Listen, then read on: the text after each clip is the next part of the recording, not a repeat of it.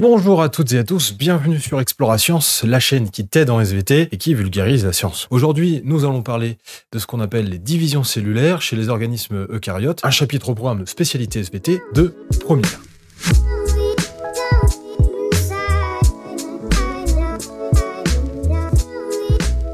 La plupart des organismes eucaryotes, tout comme l'être humain, se forment à partir d'une cellule œuf.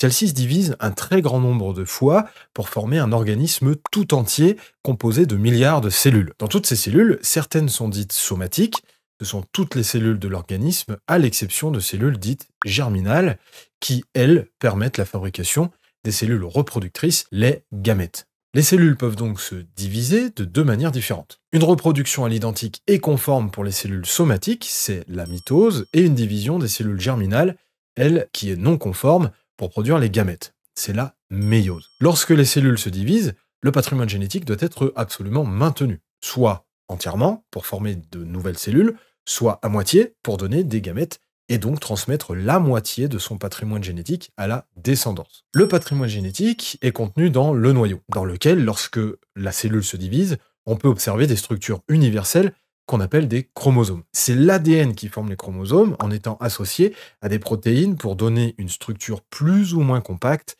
la chromatine. C'est grâce à ça que l'ADN, qui est une très longue molécule, près de 2 mètres dans une seule cellule, peut être compacté sous la forme de chromosomes. Pour rappel, l'ADN, ou acide désoxyribonucléique, c'est une molécule en double hélice composée de nucléotides, ATCG, c'est-à-dire l'adénine, la thymine, la cytosine et la guanine. Pour réviser un petit peu tout ça en détail, ce qu'est l'ADN, je te conseille ma vidéo sur le sujet.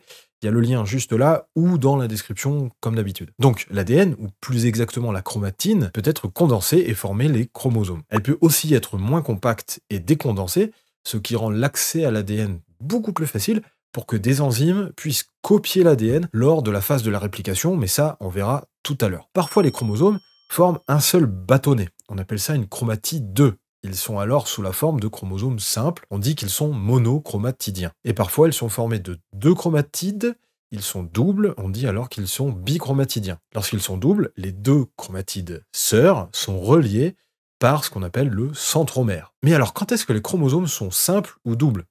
Eh bien, ça dépend du cycle de la cellule et de la phase de la mitose. Alors, une cellule, elle vit en suivant un cycle. Elle entre en croissance, puis se divise par mitose, et ainsi de suite jusqu'à sa mort. Ce cycle cellulaire se décompose lui-même en 2 grandes phases, l'interphase et la mitose. Pendant l'interphase, les chromosomes sont complètement décondensés. L'ADN est accessible et présent en une seule copie. L'interphase, quant à elle, se divise en 3 phases.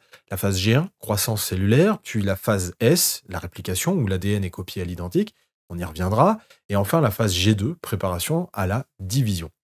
Une fois l'interphase terminée, la cellule entre en mitose où l'ADN est condensé en chromosomes. La mitose donc, eh bien c'est une division conforme de la cellule, elle permet de former 2 cellules filles identiques à la cellule mère, le patrimoine génétique est maintenu, ainsi que le nombre de chromosomes, à savoir 46 chromosomes chez l'être humain, soit 23 paires. La mitose se décompose, elle, en 4 phases, 4 étapes. La prophase, la métaphase, l'anaphase et la télophase. Lors de la prophase, les chromosomes, donc la chromatine, se condensent et deviennent visibles. Rappelez-vous, il y a 2 copies de l'ADN pour chaque chromosome. Ceux-ci sont donc constitués de 2 chromatides sœurs reliées au niveau du centromère. Et à ce moment, l'enveloppe nucléaire, l'enveloppe du noyau, va disparaître. C'est aussi lors de la prophase qu'un réseau de filaments constitués de protéines, ce qu'on appelle les fuseaux de division ou fuseaux mitotiques, va se mettre en place. Lors de la phase suivante, la métaphase, les chromosomes s'alignent au centre de la cellule sur le plan équatorial. Les fuseaux, ces fameux filaments protéiques, vont s'accrocher au niveau des centromères de chaque chromosome. Puis lors de l'anaphase, les chromatides sœurs se séparent et migrent vers les pôles opposés de la cellule. Et ça, c'est grâce aux fuseaux mitotiques qui vont se raccourcir et tirer les chromatides de chaque côté. Et enfin, lors de la dernière phase, la télophase, dans chacune des cellules filles, les chromosomes constitués d'une seule chromatide se décondensent, les fuseaux vont disparaître, l'enveloppe nucléaire va se reformer et le cytoplasme se divise en 2, et ça c'est ce qu'on appelle la cytokinèse. Chacune d'entre elles va ensuite entrer à nouveau en interphase. Alors tout à l'heure, je vous ai expliqué que le mécanisme de la réplication de l'ADN permet de doubler la quantité d'ADN dans une cellule. Et oui, pour que l'ADN soit maintenu à l'identique lors d'une division,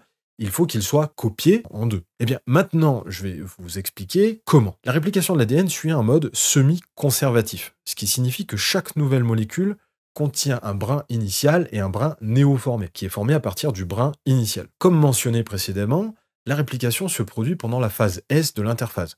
C'est à ce moment que la molécule d'ADN est décondensée, ce qui permet aux enzymes de se fixer et de faire leur travail. Chaque brin de la double hélice d'ADN va servir de modèle et créer un nouveau brin, le brin néosynthétisé, et pour ça, une enzyme appelée ADN polymérase se fixe sur le brin initial et ajoute les nouveaux nucléotides pour le compléter. Par exemple, l'ADN polymérase se fixe sur le brin initial, composé d'A, T, C et G, et ajoute les nucléotides complémentaires A avec T, C avec G, et le nouveau brin formé par l'ADN polymérase, eh bien, celui qu'on appelle néosynthétisé, sera formé. Mais ça, je l'ai déjà dit. Cette réplication se déroule dans ce qu'on appelle un œil de réplication, où la molécule d'ADN se sépare en deux, formant une structure qui ressemble à un œil, quoi. Chez les eucaryotes, plusieurs ADN polymérases peuvent agir simultanément, ce qui permet de gagner du temps, et la réplication permet de doubler la quantité d'ADN juste avant la mitose, ce qui assure la répartition équitable de l'ADN dans les cellules filles lors de chaque division. En parlant de division, justement, on va maintenant parler d'une division particulière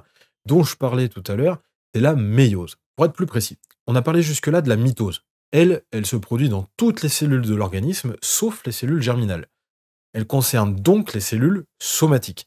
Mais dans les cellules germinales, c'est-à-dire les cellules reproductrices ou celles à l'origine des cellules reproductrices, il se passe quelque chose de différent, la méiose. La méiose, eh bien, elle permet de transformer une cellule diploïde, c'est-à-dire avec 46 chromosomes, 23 paires, on dit aussi 2n égale 46, en une cellule reproductrice haploïde qui n'a que 23 chromosomes, on dit aussi n égale 23.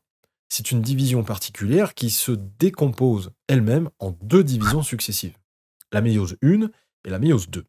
Alors chacune de ces divisions se décompose elle-même en 4 phases qui portent le même nom que celle de la mitose. La première étape, c'est la méiose 1, également appelée division réductionnelle. Lors de la prophase 1, les chromosomes homologues se pairent, puis lors de la métaphase 1, les paires de chromosomes homologues s'alignent au centre de la cellule, sur le plan équatorial, et s'attachent ici aussi à un fuseau de protéines. C'est lors de l'anaphase 1 que les chromosomes homologues vont se séparer et être tirés vers les pôles opposés de la cellule. Et enfin, lors de la télophase 1, la cellule se divise en deux cellules filles haploïdes, chacune contenant un ensemble de chromosomes doubles. Donc là, c'est haploïde, mais les chromosomes restent doubles. C'est ensuite, lors de la deuxième division, qui est aussi appelée la division équationnelle, que va se diviser les chromatides. La prophase 2, où les chromosomes se condensent à nouveau dans chacune des cellules filles, puis la métaphase 2, les chromosomes s'alignent au centre à nouveau sur le plan équatorial de chacune des deux futures cellules, et l'anaphase 2, donc ensuite, cette fois les chromatides sœurs de chaque chromosome qui